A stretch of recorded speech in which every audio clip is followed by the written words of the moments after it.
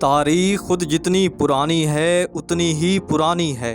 India کی تاریخ، India کہیں یا بھارت، ہندوستان کہیں یا سونے کی چڑیا، ایشیا کی یہ دھرتی بے شمار عروج و زوال دیکھنے کے بعد بھی اپنے پیروں پہ نہ صرف کھڑی ہے بلکہ اپنی مثال آپ ہے۔ رنگا رنگ لوگ، مختلف کلچر، دلوں میں بسا پیار اور سر پہ سجا سندور۔ تاریخ کی کوئی کتاب بھی اٹھا لی جائے اور کسی بھی زمانے کے صفحے کھول لیے جائیں، ہر طرف ہمیں ہندوستان کا ذکر پھیلا نظر آتا ہے۔ منگول ہوں یا ہزاروں سال قبل بسے قبیلے، ہر ایک کی نظر میں ہندوستان ایک عظیم ریاست تھی۔ سوال یہ ہے کہ ہزاروں سال پہلے بھی لوگ ہندوستان کو جانتے تھے، تو پھر کیسے یہ کہہ دیا جاتا ہے کہ ہندوستان کو سب سے پہلے واسکو ڈی گاما نے 1498 میں دریافت کیا تھا؟ آپ کو یہ جان کر حیرت ہوگی کہ انڈیا میں رہنے والے بہت سے لوگ یہ کہتے ہیں کہ انڈیا کا نام بدل کر اب صرف بھارت رکھ دینا۔ سب سے مزیدار بات یہ ہے کہ قائد اعظم محمد علی جناح تو آزادی کے وقت ہی کہہ چکے تھے کہ انڈیا کی بجائے کوئی اور نام رکھنا چاہیے۔ کیا آج ہندوستان بھی انڈیا کو کہا جائے گا یا نہیں؟ آج کی اس نئی ویڈیو میں بہت سے سوالوں کا جواب موجود ہے۔ ہم پہلے سے بتائی گئی تاریخ کو زیادہ نہیں دہرائیں گے، بلکہ ہماری کوشش ہے کہ تاریخ کے کچھ انوکھے پہلو آپ کے سامنے رکھے جائیں۔ چلیے دیکھتے ہیں ہسٹری آف انڈیا۔ دوستو، ہندوستان کی تاریخ نہ صرف یہ بہت پرانی ہے بلکہ بہت پھیلی ہوئی ہے اور بڑی بھی ہے۔ سب سے پہلے تو یہ سمجھ لینا چاہیے کہ کیا یہ ہندوستان ہے یا انڈیا، اور آخر بھارت کا چکر کیا ہے۔ BBC کی ایک ریسرچ کے مطابق قدیم زمانے سے بھارت کے الگ الگ نام رہے ہیں: جمبو دیپ، بھارت کھنڈ، امورش، اجنا وورش، آریہ ورت، ہند، ہندوستان اور اب انڈیا۔ جہاں تک اس خطے کے لیے ہندوستان کا لفظ استعمال ہوتا ہے، آج وہ ایک انفارمل ٹرم بن چکا ہے۔ دراصل ہندوستان اس پورے خطے کا نام تھا جسے برے صغیر کہا جاتا تھا۔ اس میں پاکستان سے لے کر بنگلہ دیش اور اس سے بھی آگے تک کے علاقے شامل تھے۔ اس کا سیدھا سادہ مطلب یہ ہے کہ اب یہ ہندوستان نہیں بلکہ ریپبلک آف انڈیا ہے۔ لیکن 2020 میں انڈیا میں صورتحال اس وقت بہت دلچسپ بن گئی جب وہاں کے ایک شہری نے سپریم کورٹ میں یہ دعویٰ کیا کہ حکومت کو انڈیا کا نام بدل کر صرف بھارت رکھ لینا چاہیے۔ یہ عام لوگوں کی خواہش تھی جسے اس شہری کی زبان ملی تھی۔ درخواست گزار نے عدالت سے کہا کہ انڈیا نام یونانی زبان کے لفظ انڈک سے بنا ہے، اس نام کو آئین سے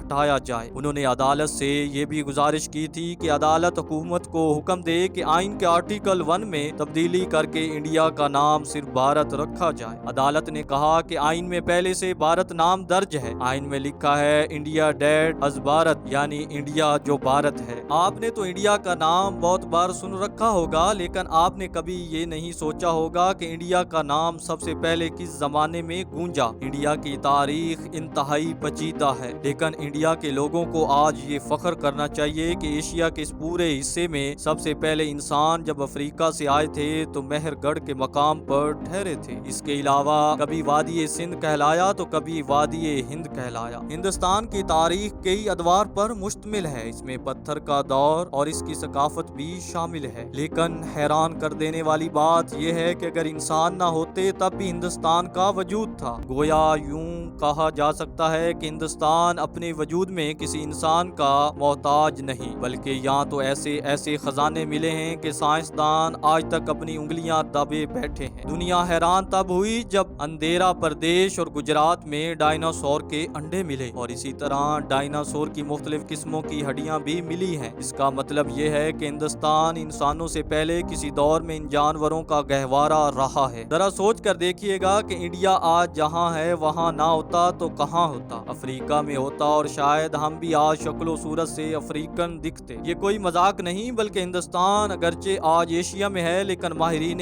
ارضیات یہ مانتے ہیں کہ کبھی ہندوستان افریقہ سے جڑا ہوا تھا۔ ہندوستان دراصل کانٹیننٹل ڈرفٹ کی وجہ سے افریقہ سے الگ ہو گیا تھا اور پھر سمندر اسے دھکیلتے دھکیلتے یہاں تک لے آیا۔ اگر اوورآل انڈیا کی تاریخ پر نظر ڈالی جائے تو اس کی اکثر تاریخ یا تو زبانی ہے اور دیو مالائی کہانیوں پر مشتمل ہے، یا پھر باہر سے آنے والے سیاحوں نے اسے لکھا ہے۔ اس تاریخ پر دوسرا ظلم یہ ہوا کہ اس تاریخ کو جس نے لکھا اس نے اپنے مذہب یا اپنی برادری کی تعریف کے پل باندھ دیے۔ کسی چائنی نے اگر اسے لکھا تو اس کا الگ انداز تھا، اگر کسی مسلمان نے لکھا تو اس نے اسے ایک الگ روپ دیا۔ یہی وجہ ہے کہ انڈیا کی تاریخ میں ہمیں یکسانیت اور موازنت نظر نہیں آتی، بلکہ انڈیا کی تاریخ ایسی ہے کہ اس میں اگر ایک سال کے بارے میں یہ بتایا جا رہا ہو کہ فلاں سال یہ ہوا تو دوسرا مورخ اسے بالکل الٹ بتاتا ہے۔ ایک طرف مسلمان مورخین نے لکھا کہ محمود غزنوی نے سومناتھ کے مندر کو فتح کرنے کے بعد وہاں کے بتوں کو توڑ ڈالا تھا، لیکن دوسری طرف نامور ہندوستانی مورخہ رومیلا تھاپر لکھتی ہیں کہ محمود غزنوی نے سومناتھ مندر کو زیادہ نقصان نہیں پہنچایا تھا، کیونکہ اس کے حملے کے اگلے ہی سال ہندو زائرین کا بیان تاریخ میں لکھا ہے کہ مندر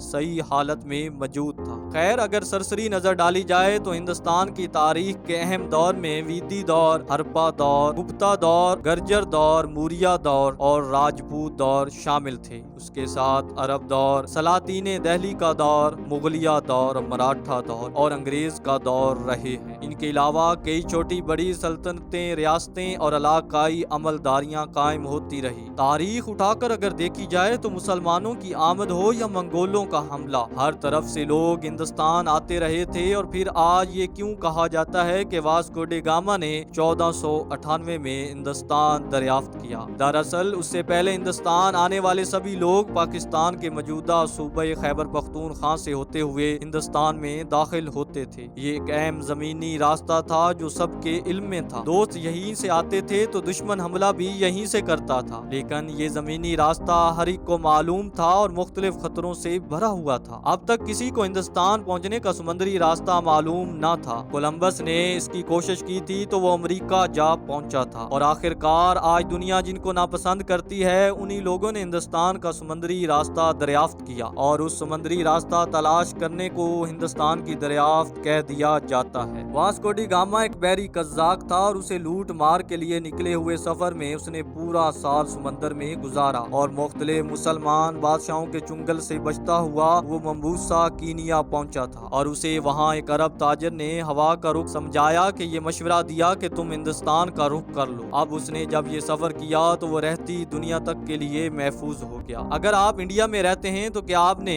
گاوا کا نام سنا ہے؟ دراصل واسکو ڈے گاما کا پورا نام واسکو ڈے گاما گاوا تھا، اور آج انڈیا میں اسی کے نام پر ایک شہر کا نام گاوا رکھا گیا۔ ہندوستان، بھارت یا انڈیا، آپ تو ان میں سے کوئی نام دیتے ہوں گے، لیکن آپ یہ جان کر حیران رہ جائیں گے کہ انڈیا وہ نام ہے جس پر تقسیم برصغیر کے وقت خود بانی پاکستان محمد علی جناح نے بھی اعتراض کیا تھا اور اسے گمراہ کن قرار دیا تھا۔ تاریخ دان پروفیسر جان کیے نے اپنی کتاب انڈیا ہسٹری میں لکھا ہے کہ محمد علی جناح کو یہ یقین تھا کہ انڈیا نام انگریزوں کا اخذ کرتا ہے اور نہرو یا گاندھی اسے ہرگز قبول نہیں کریں گے، لیکن ماؤنٹ بیٹن کے مطابق قائد اعظم محمد علی جناح کو جب پتہ چلا کہ نہرو اور کانگریس پارٹی خود کو انڈیا کہلانے جا رہے ہیں تو وہ بہت غصے میں تھے۔ دوستو، یہ ایک بڑے سارے ہندوستان کی مختصر سی تاریخ تھی۔ انڈیا کو اس پہلو سے دیکھ کر آپ کو کیسا لگا؟ کمنٹ سیکشن میں ضرور بتائیے گا۔ اپنا خیال رکھیے، مجھے دیجیے اجازت، اللہ حافظ۔